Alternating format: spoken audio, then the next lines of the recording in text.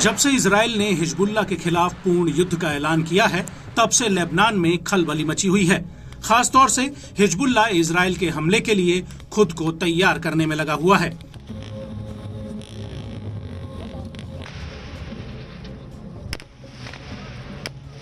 और अब हिजबुल्लाह प्रमुख हसन नसरल्लाह भी कह रहे हैं कि वो इजराइल से आर पार की जंग के लिए तैयार हैं।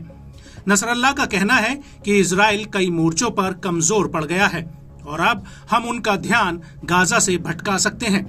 नसरल्लाह ने आगे कहा कि अगर इजराइल इन हमलों को रोकना चाहता है तो उसे गाजा में अपनी आक्रामकता रोकनी होगी और विदेशी ताकतों को इस बात का एहसास है कि उत्तरी फ्रंट पर संघर्ष को रोकने का रास्ता गाजा में युद्ध विराम से जुड़ा हुआ है और इजराइल खुद अल जलील में आक्रमण को लेकर डरा हुआ है। नसरल्लाह ने आगे कहा कि इजरायली सेना जवानों की कमी से जूझ रही है और इसी वजह से उसने अल्ट्रा ऑर्थोडॉक्स यहूदियों को सेना में भर्ती करने का फैसला लिया है और इसका इजराइल की अर्थव्यवस्था और समाज पर बड़ा असर पड़ेगा।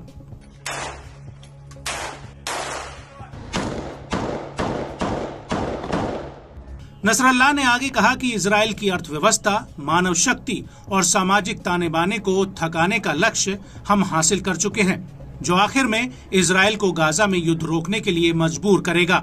और इस वक्त इजराइल अपने इतिहास में सबसे बुरे दिनों का सामना कर रहा है।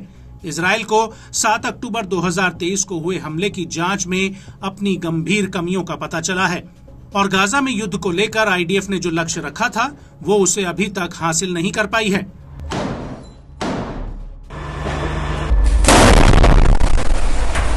और यही वजह है कि अब इजराइल और लेबनान के बीच पूर्ण युद्ध में कोई खतरा नहीं रह गया है, क्योंकि वो हमास का खात्मा नहीं कर पाया है और हिजबुल्लाह को बॉर्डर से 8 से 10 किलोमीटर पीछे धकेलने से इस समस्या का हल नहीं निकलेगा।